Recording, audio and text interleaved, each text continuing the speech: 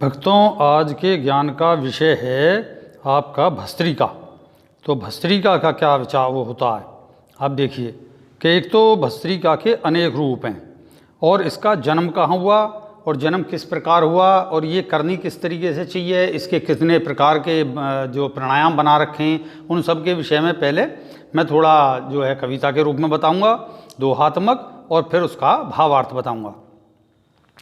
भस्त्रिका का जन्म कहाँ, ये जन्मी घर लोहार, फूंक भरे मंद तेज संग, वायु अग्नि प्रचंड फुहार।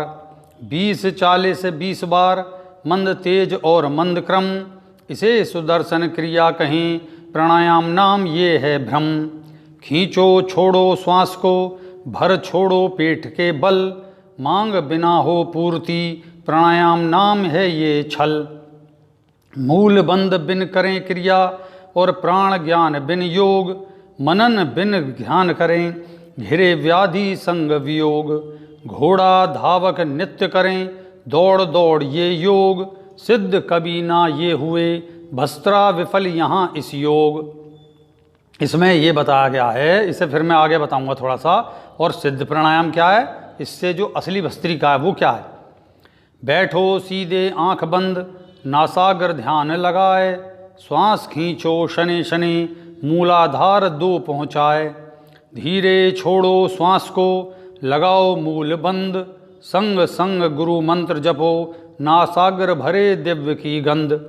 मेरू पथ में श्वास खींच और मेरू पथ से छोड़, आज्ञा से मूलाधार तक चले श्वास श्वास ए छोड़।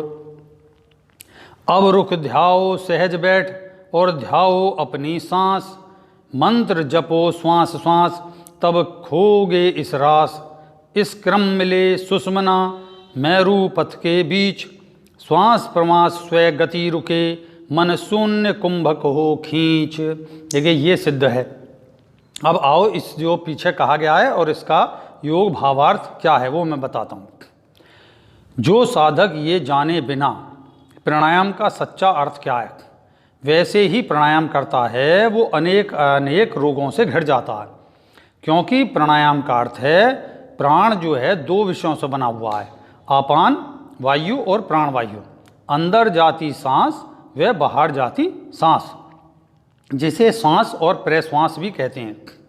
अर्थात अंदर जाती सांस व बाहर जाती सांस का आयाम माने स्तर, यानी हमारे अंदर आने वाला सांस कहाँ से तो आ रहा है और अंदर जाने वाला प्राण कहाँ तक जा रहा है और अंदर से बाहर तक कहाँ तक ये जा रहा है। मतलब अंदर से जब ये बाहर की ओर प्राण जाएगा तो ये कहाँ जा रहा है। इस तीनों प्रकार के ज्ञान को मिलाकर जो विद्या बनती है उसे कहते हैं प्राणायाम।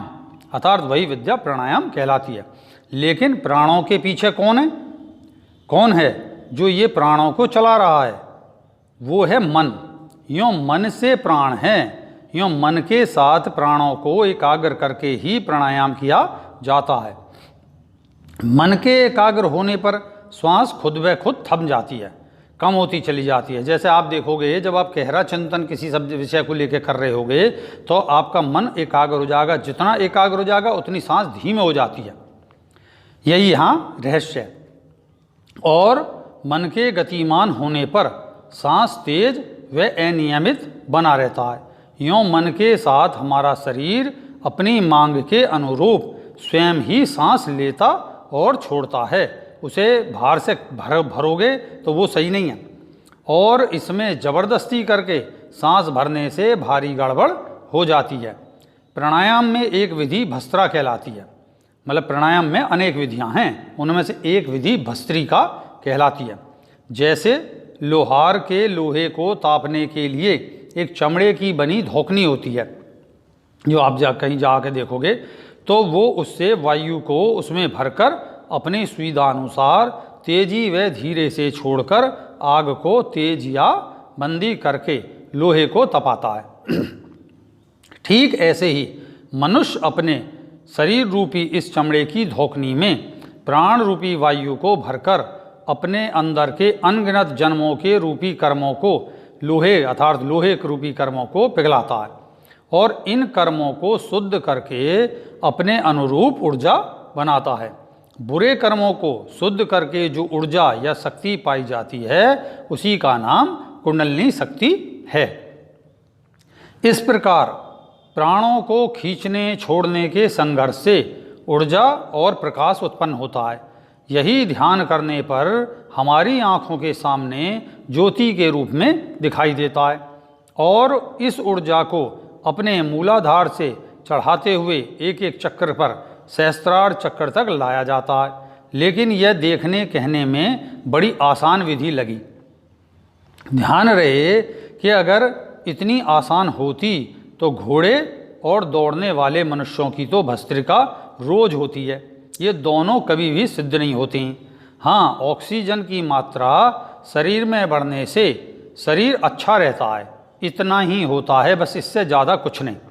इससे ज़्यादा लाभ भी न घोड़ा न दौड़ने वालों की आयु आदि को अधिक नहीं होता है। मतलब आपने देखा होगा ना घोड़े की कोई विशेष आयु बढ़ी और ना कोई दौड़ने वाले कोई विशेष आयु बढ़ी।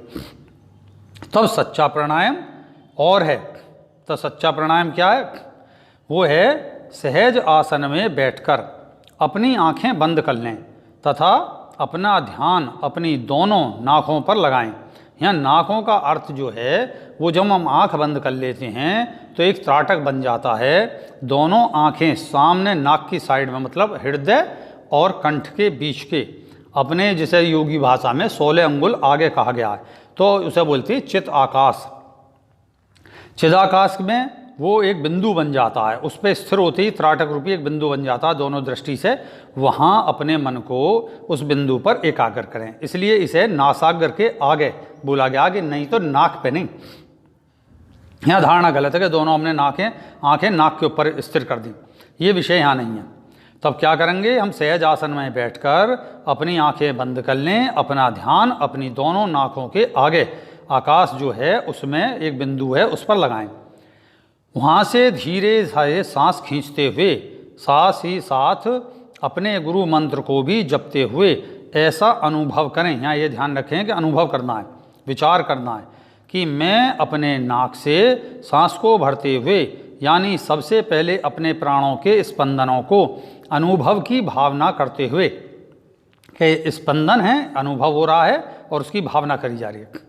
मेरी प्राणवायु मेरे आज्ञा चक्र में से, मतलब नाक सामने आकाश के बिंदु से खींचते हुए नाक से गुजारते हुए आज्ञा चक्र तक लाएं और आज्ञा चक्र से भरते हुए धीरे धीरे अपनी रीढ़ की हड्डी के सहारे अपने मूलाधार तक सांस को पहुंचा रहा हूं। ये विचार करना है। अब जब सांस मूलाधार में जा लगे तब मूलाधार में मूलबंद लगाएं। मूलबंद क्या होता है? जैसे हम पेशाब करना आ रहा हो और जोर से पेशाब मतलब लग रहा हो और फिर हमें अचानक उठना पड़ जाए पेशाब करते में, या हम पेशाब रोकना पड़ जाए, तो वहाँ पे मांसपेशी, जो वहाँ की मांसपेशी हैं जनेंद्री की, वो सिकुड़ जाती हैं। तो लिंग और गुदा के बीच में एक नाड़ी होती है, उसको हम खींचने का नाम है मूलबंद सामान्य अर्थ में। पेशाब करने, तो ये जो है वहाँ की मांसपेशी जब सिकुड़ के हो जाती है उसे अवस्था को हम प्राणायाम करने में लगाने पर मूलबंद कहते हैं। और अब सांस को धीरे धीरे रीढ़ की हड्डी के सहारे ही, मतलब विचार करते हुए कि मेरी सांस और उससे प्राप्त ऊर्जा रीढ़ की हड्डी में धीरे धीरे उसके सहारे ऊपर की ओर आज्ञा चक्र तक ले जाते हुए नाक से बाहर निकाल दें और मूलबंद को फिर ढीला कर दें। मूलबंद सांस को छोड़ने में ही लगाना है, बस, मतलब खींचने में नहीं लगाना। जब खींच के मूलाधार तक पहुंच जाए जब उसे मूलबंद लगा दें और इतने लगा रहने दें। सांस जब बाहर निकल जाए तो मूलबंद को तब छोड़ें, खींचने में नहीं लगाना है। ऐसा 25 बार कम से कम करें। छोड़ें, लें, छोड़ें, और तब थोड़ा रुककर अपनी आती जाती सांस के साथ गुरु मंत्र जपते रहें जब तक आपको लगे कि अब मन नहीं लग रहा है, तब फिर यही क्रिया करें। ऐसे 4 बार में, मतलब 4 या 12, मतलब इस तरीके से बढ़ाते हुए 4 बार में 25 करके 75 या 100 बार करके उठ जाएं और शाम को फिर करें। योग विषयों में तो योगियों का विषय 4 दफ़ा है, प्रातः, दोपहर, सायं, रात्रि, फिर उसमें खान पीन का भी विचार किया जाता। वैसे इसमें चूंकि इस तरीके का प्राणायाम नहीं है तो इसमें खान पीन सहज ही उपयोग में लिया जा सकता है। फिर शाम को करें तो समय का आनंद और दिव्य गंध का अनुभूति आपको होने लगेगी। आपको जितना मन एकाग्र है और विधियों से होता है तो उतना विधि इससे एकाग्र होगी। और जिनके पास में रेही क्रिया योग है, ये रेही क्रिया योग की प्रारंभिक अवस्था है जिसमें मैंने अनेकों प्रयोग करें, उनमें से एक प्रयोग ये भी है जिससे आपको अति बहुत लाभ मिलेगा और सच्ची भस्त्रिका की प्राप्ति होगी। तो यहाँ जैसे मैंने कहा कि जो जैसे मतलब सांस छोड़ना, भस्त्रा वगैरह, तो बस इसका ध्यान रखें। तो जितना मन लगा कर करेंगे उतना ही आपको, असली है मन लगाना इसमें, तो मन लगाएं। और जिनका मन एकाग्र नहीं होता इस विधि से करने पर उनका मन अति शीघ्र एकाग्र होगा।